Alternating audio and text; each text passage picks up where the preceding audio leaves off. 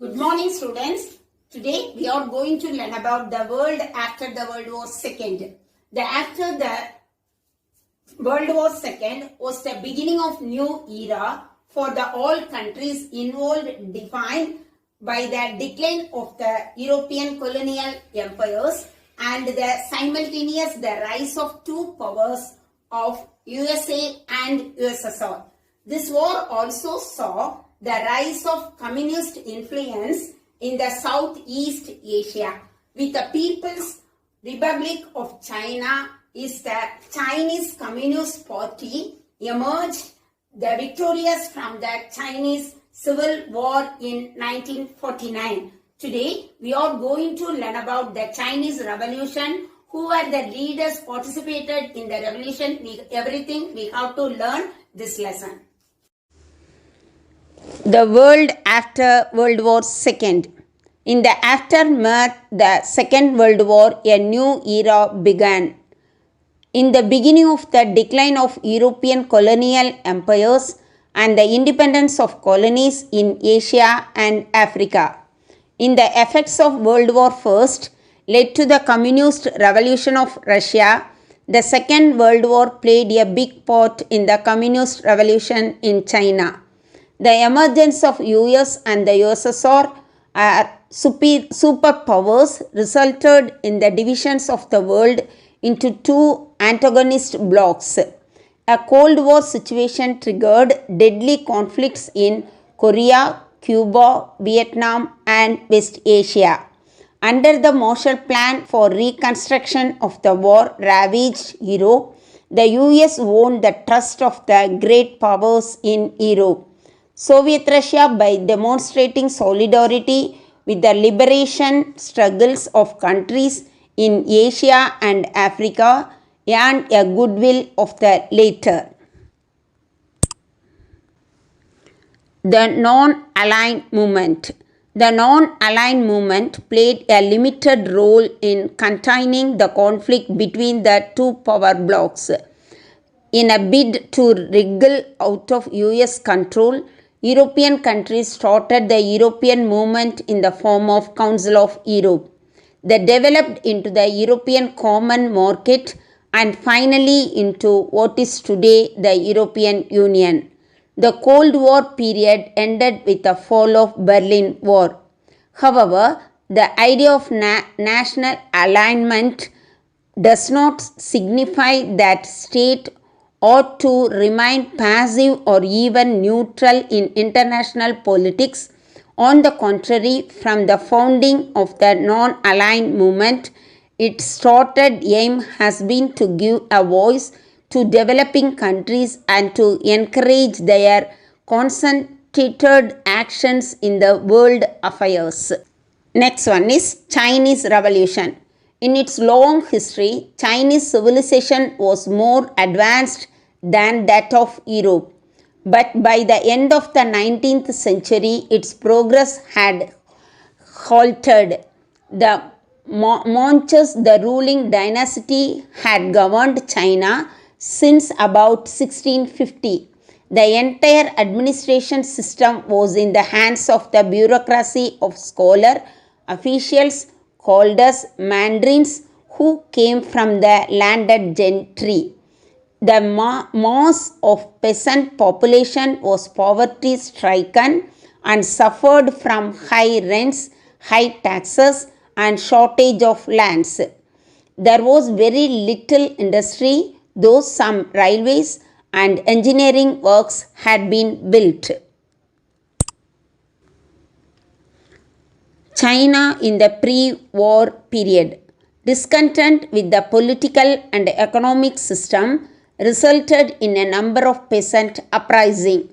The Taiping Rebellion 1850-64 was a major rebellion. In the two Opium Wars of 1832 to 1848, the China was defeated and was compelled to open its ports to Western powers.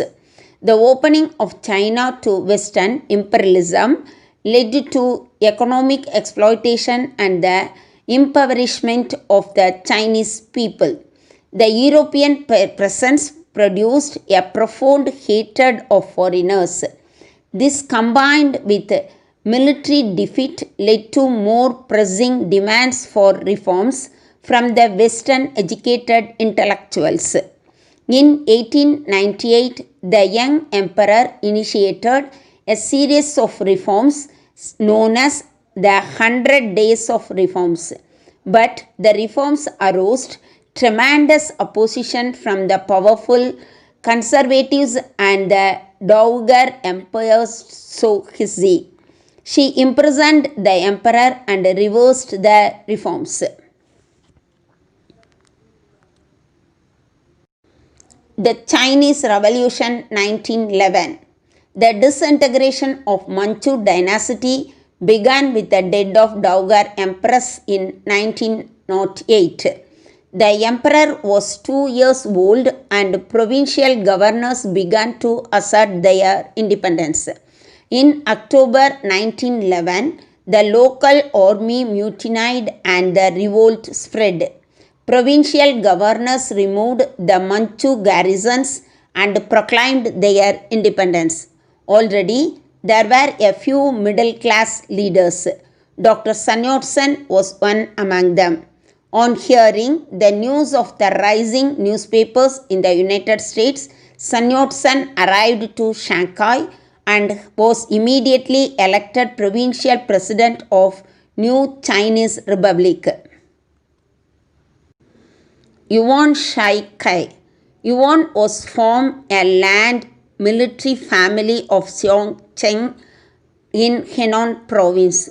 In his youth, he showed a propensity for pleasure seeking and excelled physical activity rather than scholarship, although he was obviously a man of remarkable astuteness.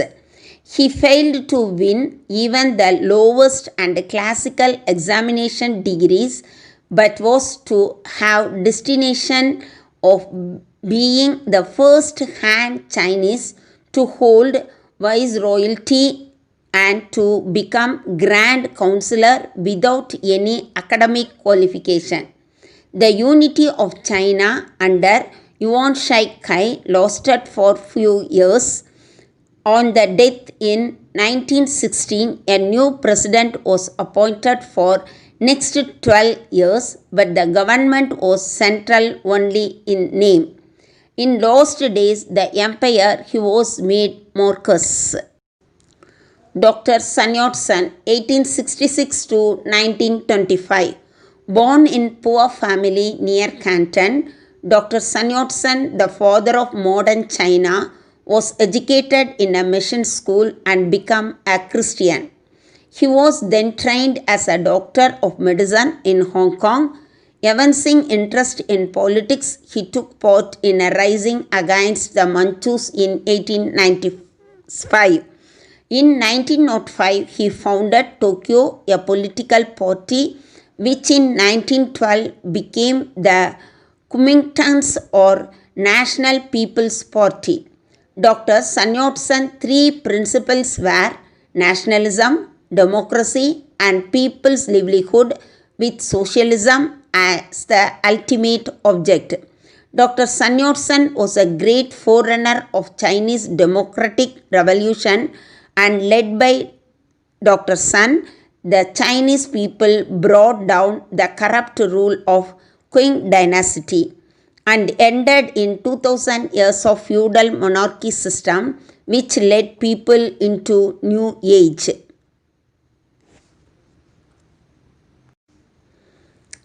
Next one is Mo Se-sang, 1893 to 1976. Mo Se-sang was born in family of rural workers. His childhood was spent in an environment in which school education was only considered useful as long as it could be applied to tasks such as keeping records and other tasks related to agriculture production, so that at the age of 13, Mo Se-sang had to drop out of school and devote himself fully to work on the family farm. He was born in Henan in southeast China. His father was wealthy peasant and firm supporter of Manchus.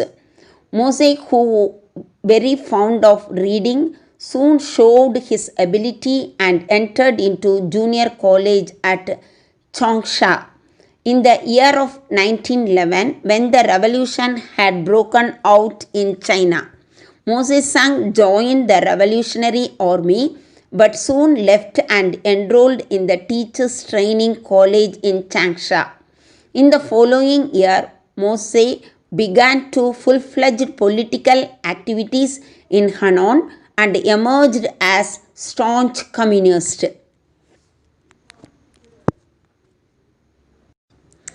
Communist Party in China.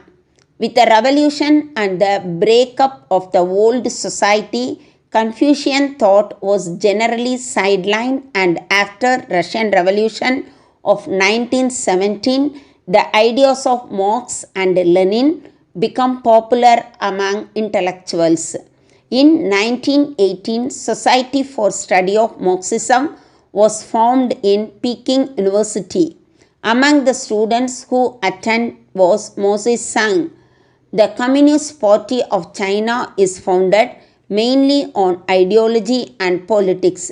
The CPC derives its ideas and policies for the people's concentrated will and then turns that will into state laws and decisions which were passed by National People's Congress of China through the state legal procedures.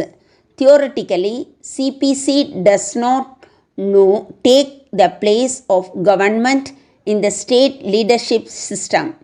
The party conducted its activities within the framework of Constitution of the People, Republic of China and the law, and has no right to transcend the Constitution and the law. All party members, like all citizens in the country, are equal before law. Thank you, students.